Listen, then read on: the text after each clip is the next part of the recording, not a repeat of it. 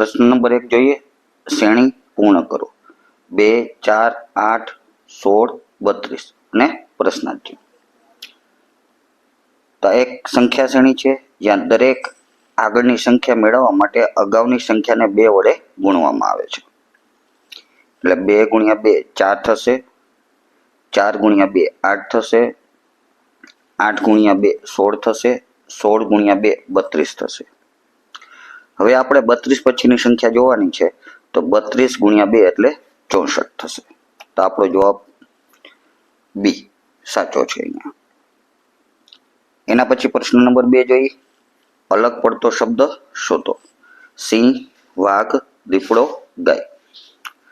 તો અહીં સિંહ, વાઘ અને દીપડો ત્રણેય જંગલી અને શિકારી પ્રાણીઓ છે, જ્યારે ગાય એક પાલતુ અને શાકાહારી પ્રાણી છે, તેથી ગાય અલગ પડે છે. એટલે આપણો જવાબ થશે ડી, ગાય. પ્રશ્ન નંબર 3 જોઈએ, જો હાથને પગ, પગને આંગળી ને આંગળીને કાન ને કાનને આંખ કહેવાય, તો વ્યક્તિ શેના વડે સાંભળે? તો સામાન્ય રીતે આપણે અહીંયા કાન વડે સાંભળતા છીએ, પરંતુ કોડ ભાષામાં કાનને આંખ કહેવામાં આવ્યું છે, તેથી અહીંયા આપણો જવાબ થશે આંખ વડે. તો આપણો જવાબ થશે ડી, આંખ. પ્રશ્ન નંબર 4 જોઈએ, જો CAT એટલે કે કેટને 3, 1, 2, 0 લખાય તો DOG ને કેવી રીતે લખાય? તો અહીં દરેક અક્ષરોનો અંગ્રેજી મૂળાક્ષરમાં જે ક્રમ છે તે આપણે ચેક કરીએ. તો સી મૂળાક્ષરમાં ત્રીજા ક્રમે આવે, એ મૂળાક્ષરમાં પહેલા ક્રમે આવે ને ટીનો ક્રમ છે 20મો. આમ આવી રીતના CAT 3, 1, 20 ક્રમ આપેલો છે. તો તે જ રીતે DOG ડોગ માટે જોઈ તો ડી નો ક્રમ આવશે 4, ઓ નો ક્રમ આવશે 15 ને જી નો ક્રમ આવશે 7. તો આમ DOG માટે 4, 15, 7 એટલે કે આપણો ઓપ્શન સી અહીંયા સાચો પડશે. એના પછી પ્રશ્ન જોઈએ, એક વ્યક્તિ પૂર્વ દિશામાં 10 મીટર ચાલે છે, પછી દક્ષિણ તરફ વળીને 5 મીટર ચાલે છે, ફરી પશ્ચિમ તરફ વળીને 10 મીટર ચાલે છે. હવે તેના પ્રારંભિક બિંદુથી કઈ દિશા અને કેટલા અંતરે હશે? તો વ્યક્તિ પહેલા પૂર્વ દિશામાં 10 મીટર જાય છે અને પછી દક્ષિણમાં 5 મીટર જાય છે, એના પછી પશ્ચિમમાં 10 મીટર જાય છે.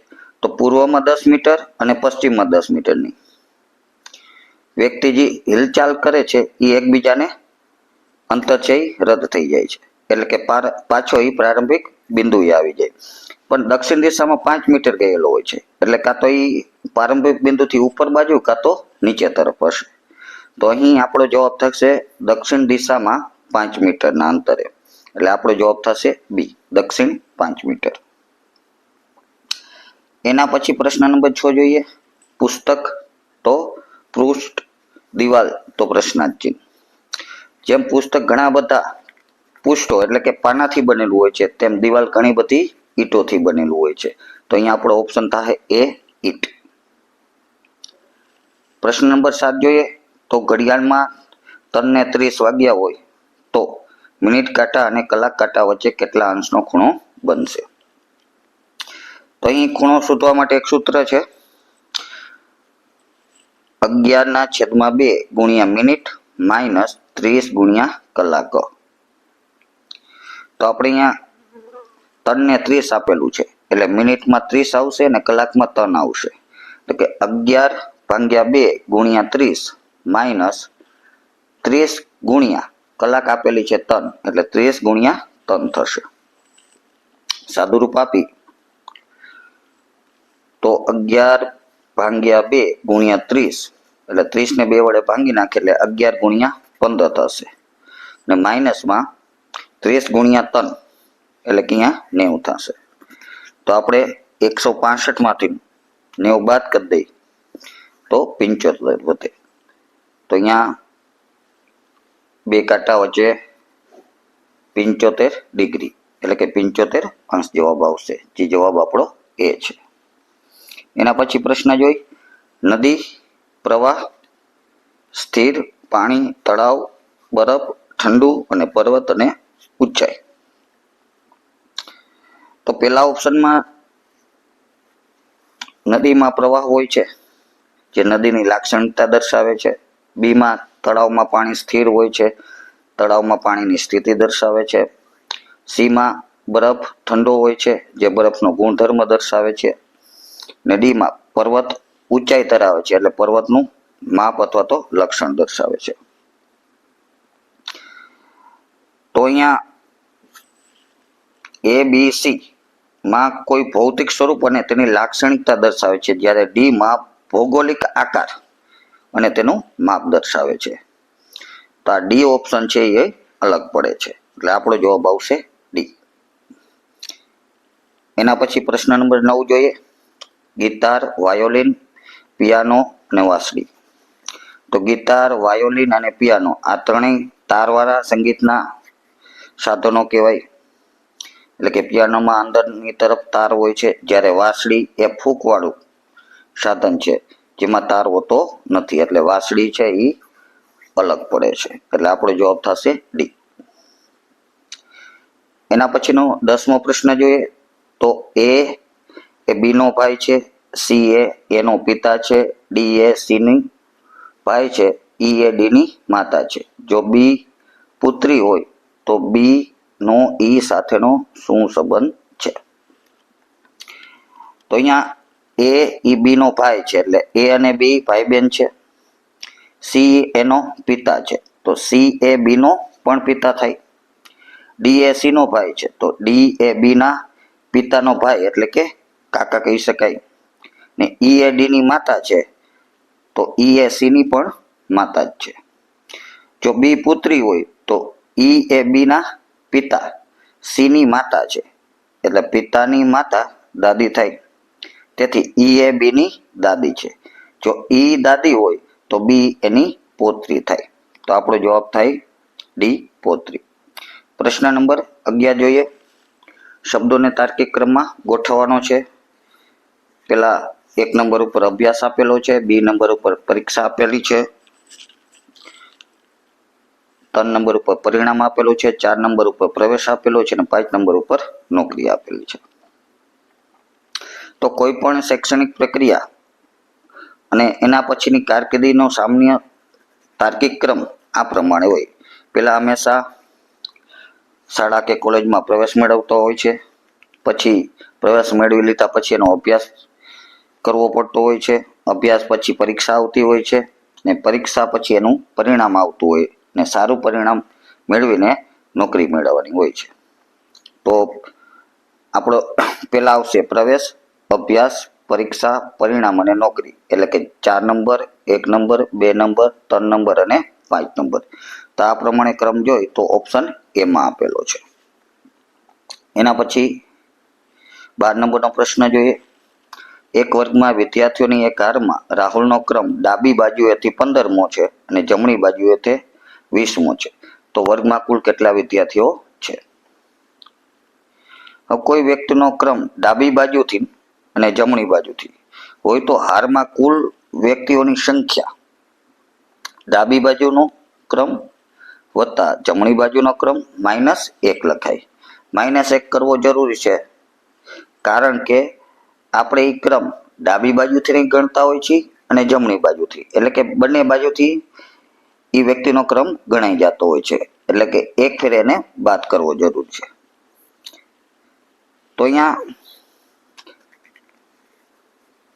ડાબી બાજુનો ક્રમ 15મો છે અને જમણી બાજુનો ક્રમ 20 છે, એટલે 15 વત્તા 20 એટલે 35, ને 35 માંથી 1 બાદ કરીએ એટલે 34. તો આપણો જવાબ થશે એ 34. પ્રશ્ન નંબર 13 જોઈએ. જો ગઈકાલ પહેલાનો દિવસ રવિવાર હતો તો આવતીકાલ પછીનો દિવસ કયો હશે? તો ગઈકાલ પહેલાનો દિવસ રવિવાર છે અહીંયા, તો ગઈકાલે સોમવાર થશે, આજે મંગળવાર થશે, આવતીકાલે બુધવાર થશે ને આવતીકાલ પછીનો દિવસ ગુરુવાર થશે. તો આપણો જવાબ થશે સી. એના પછી પ્રશ્ન નંબર 14મો જોઈએ. 1, 8, 27 પ્રશ્નાર્થ ચિહ્ન 125. તો આ શ્રેણીમાં સંખ્યાઓ 1, 8, 27, પ્રશ્નાર્થ 125 તે 1, 2, 3, 4, 5 નો ઘન દર્શાવે છે. એટલે કે 1 નો ઘન 1, 2 નો ઘન 8, 3 નો ઘન 27, 3 પછી આવશે 4, તો 4 નો ઘન 64 થશે. તો આપણો જવાબ થશે 64C. પ્રશ્ન નંબર 15 માં જોઈએ. શબ્દોને ક્રમમાં ગોઠવો.